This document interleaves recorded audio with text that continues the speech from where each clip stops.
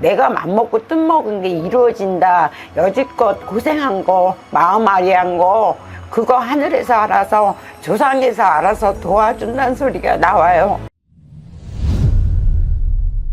안녕하세요. 안산에서 신령님을 모시고 살아가는 도원사 나연보살입니다. 반갑습니다. 반갑습니다, 선생님. 네네. 오늘 주제는 2024년 갑진년 하반기 개띠 운세입니다. 네. 2024년도 절반이 이렇게 지나가게 됐는데, 그렇죠. 하반기에는 개띠분들 좀 운세 흐름과 좀 어떤 변화가 있을지에 대해서 알아보도록 할 건데, 네네. 그 전에 우리 개띠분들은 좀 인생을 살아오시면서 어떤 삶을 살아오신 분들이 좀 많을까요? 개띠분들이 되게 노력을 많이 하는 거에 비해서 큰 성과가 없어요. 그리고 조금 성격이 예민해요. 그리고 남한테 지는 걸 상당히 싫어하는 그런 성향들이 많아요. 다 그런 건 아니지만은 조금 그래서 인생을 좀 고달프게 사신 분들이 좀 있어요. 왜냐면은 내 고집대로 살다 보니 주변에서 받쳐주는 게 없기 때문에 거기에서 오는 마찰 때문에 내가 실패를 보고 좌절을 보는 부분이 있고, 그리고 이 개띠분들이 전체적으로 계산이 되게 빨라요. 그래서 넣고 빼기를 잘 하면 좋은데 못해서 실패를 보셔가지고 조금 어려움을 겪는 분들을 많이 봤어요. 그럼 우리 개띠분들은 본인의 그런 고집으로 인해서 조금 자초한 일들도 많이 그쵸. 있나요? 때로는 주변에 얘기도 들어서 이걸 이쪽으로 이렇게 방향을 틀 줄도 알아야 되는데, 아니야, 언니 내 말이 맞아, 내 생각이 맞아, 이래서 이렇게 망하는 수가 있죠. 좋습니다. 그럼 이제 본격적으로 이제 개띠분들 하반기 운세 알아볼 건데요. 네네. 나이별로 한번 자세히 알아보겠습니다. 네. 첫 번째로 31살 되시는 우리 개띠분들 운세 말씀해 주세요. 94년생이고 31살 갑술생이거든요. 이분들도 고집이 만만치가 않아요. 내 잘난 맛에 사시는 분들이 상당히 많으시거든요. 근데 올 수전에 이분들도 상반기부터 이동 변동을 하라는 수전인데 너무 재다 보니까 아직까지도 움직이지 못하는 분들이 많으신데, 8월이냐 9월 달부터는 움직일 수밖에 없어요. 운기 자체가 이렇게 움직일 수밖에 없기 때문에 움직이면서 좋은 또 인연줄에 줄도 들어온 형국이거든요. 그래서 머리가 참 좋아. 이분들이 갑술생들이 머리가 참 좋은 만큼의 실수가 있어. 이분들은 특히나 이분들이 진짜 고집이 세. 나이가 어려도 어린 게 아니에요. 그러니까 생각이 너무 깊고 생각을 너무 많이 하다 보니까 좋은 기회를 놓치는 부분들도 많고, 이분들은 앞으로 살아가면서도 나이를 먹어서도 그렇고 조금의 실패를 봐야 되고, 이 갑술생들이 조상의 줄력으로 살아가야 되는 그런 사주들이 많아요. 조상들이 도와야지. 공줄이 크게 이렇게 빌고 이렇게 한 가정 같은 경우는 이 갑술생들이 되게 크게 되는 경우들도 많아요. 그러니까 뭐 사업을 하더라도 뭐 자그맣게 하는 게 아니라 크게 한다든지, 진짜 해외까지 나가서 내가 큰 사업체를 벌린다든지 그런 거기 때문에 올 하반기서부터 준비를 잘 하셔서 32, 3, 4, 5 이렇게 쭉쭉 뻗어나가는 형국으로 보여지거든요. 근데 작년부터 올 상반기까지 마음고생 많이 하신 분들 많아요. 근데 그게 기반이 되고 공부가 됐다 그러셔. 그렇기 때문에 이분들은 괜찮을 것 같아요. 근데 이제 조금 예민하다 보니까 건강 쪽으로 스트레스를 받는 부분이 있어서 위 같은 경우는 조금 신경을 좀 쓰셔야 되는 부분이 있어요. 좋습니다. 건강 잘 챙겨서 네. 이제 하반기에 또 다가오는 기회들 잘 잡으셨으면 그렇죠. 좋을 것 같고요. 그렇죠. 그 다음으로 이제 40세 되시는 우리 개띠분들 운세 알아보겠습니다.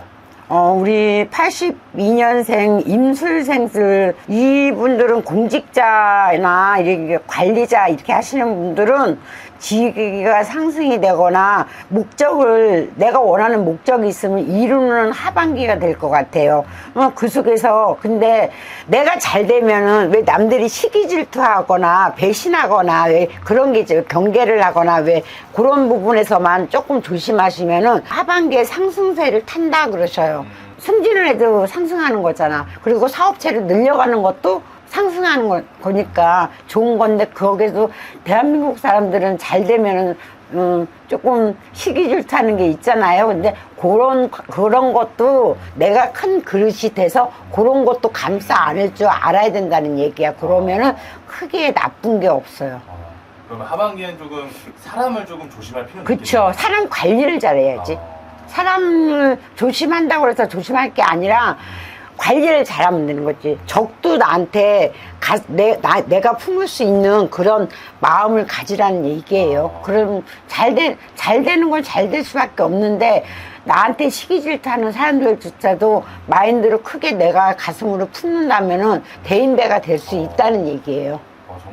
정말 필요하고 중요한 부분을 말씀해 주시는 것 그렇죠, 같아서 그쵸. 우리 43살 개띠분들이 꼭 참고해 주시면 좋을 것 그쵸, 같고요. 그렇죠. 그 다음으로 이제 55 되시는 우리 개띠분들은 새 알아보겠습니다. 70년생 경수생 55세 되시는 분들이에요.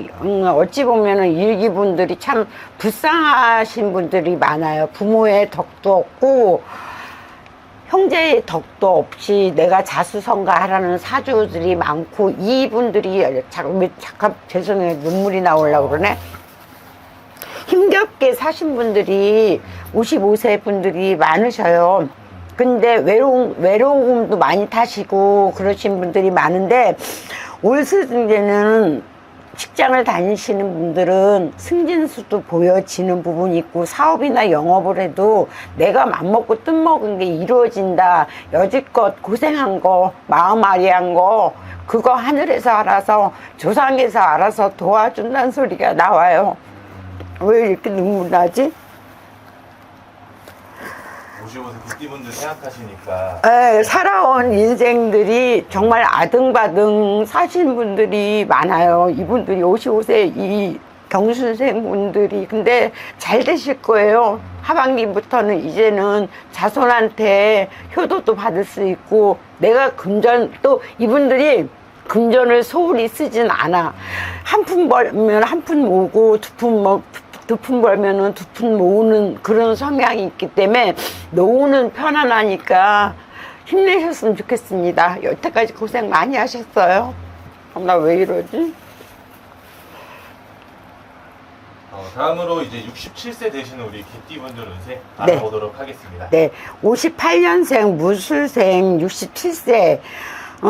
어떻게 보면은 인생의 100세 인생이라서 반백년 사신 나이나 마찬가지잖아. 그리고 어찌 보면 자식한테 치는 형국이고 부모한테는 효도를 했지만 자식한테는 효도를 못 받는 나이대란 말이에요. 그런 부분에서 조금 가슴이 아픈 건 있어요. 그렇지만은 하반기는 자손으로 인해서 근심, 걱정이 생길 수 있는 부분이 있어요. 마음 쓰일 일이 있다는 얘기예요. 근데 또 이 나이대에서는 금전 관리도 좀 잘 하셔야 되는 부분이 있고 뭐든지 돌다리도 두들겨야 되는 부분이 있기 때문에 올해 67세 성주운도 들어와 있거든요. 근데 성주운에서 그닥 발복을 못해요. 내 돈을 남에게 뺏기는 형국이 돼버리니까 금전 관리만 잘 하셔도 올 수전은 괜찮을 것 같아요.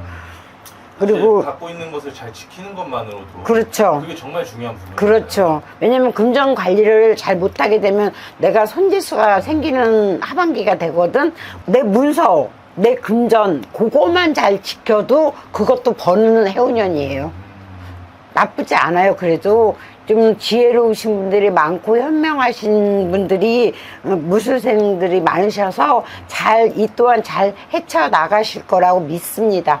좋습니다. 선생님께서 이렇게 조심해야 될 부분을 말씀해 주셨고 네. 자세한 부분은 우리 선생님 통해서 알아가시면 좋을 것 같습니다. 끝으로 우리 개띠분들에게 남은 네. 하반기 잘 보내시라고 메시지 한번 남겨주세요. 우리 개띠 여러분은 마음이 여려서 그렇지 똑똑하고 되게 지혜로우신 분들이 많아요. 고생 많이 하셨어요. 근데 이제 나이가 어리신 분들은 이제 차차로 성장하는 그 계기가 될 것이고 나이가 어느 정도 계신 분들은 발판이 되어서 나에게 휴식과 안식을 주는 해운년이 될 거니까 힘내시고 건강 잘 챙기셔요. 감사합니다.